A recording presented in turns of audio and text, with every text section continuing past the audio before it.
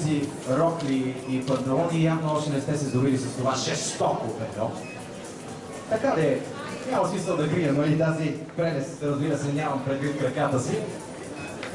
Казват, че те посрещат под дрехите, нали така? Но според мен от бельото зависи колко точно ще останеш. Много се радвам да видя всички вас тук и да ви представя нашето бижу в City Center София. Целта на този магазин е да покажем какво може жената, какво може мъжа, отвъд мечтите, докъде може да стигне всеки един от вас, за затворените врати.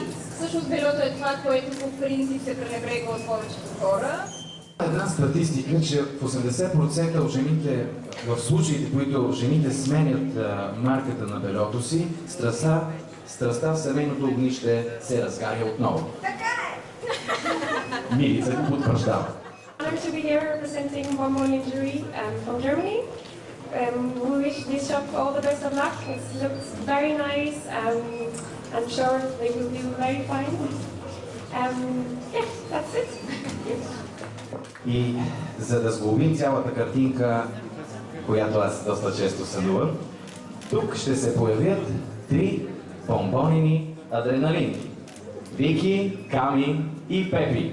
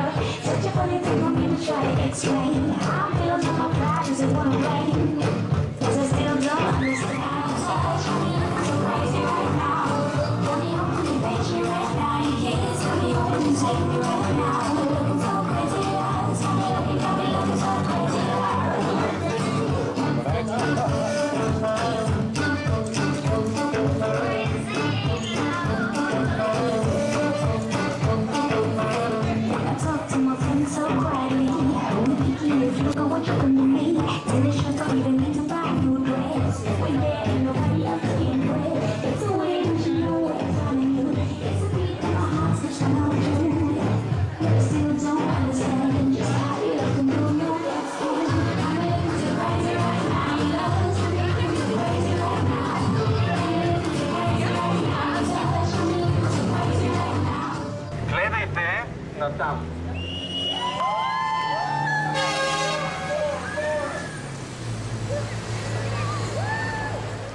Има ли жени? Хубави жени, хубави жени.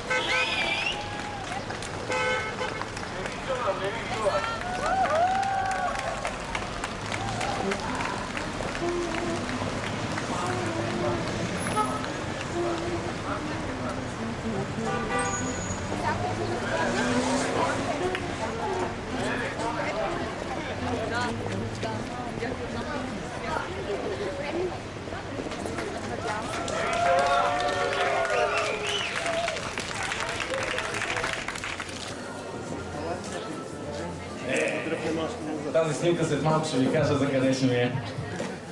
Еми това е положението. Хубавото си е хубаво. Само искам да ви кажа, че всеки един софиянец може само да съжалява, че не е бил точно това задръстване. Ефектът вау не може да стъпи и на малкия пръст на ефекта Bonbon Lingerie. Жестокото, жестоко. Вече няма да се казва... Вижте какво съм измислил. Вече няма да се казва така както майка те е родила, така както Bonbon Lingerie те е облякла. А сега ви оставям в компанията на всички тези бомбони. Може да си направите снимка с тях за Facebook, за спомен или, както ви казах, ще ви кажа малко по-късно от тази снимка, която ми направиха, ще си я сложа на стената на леглото.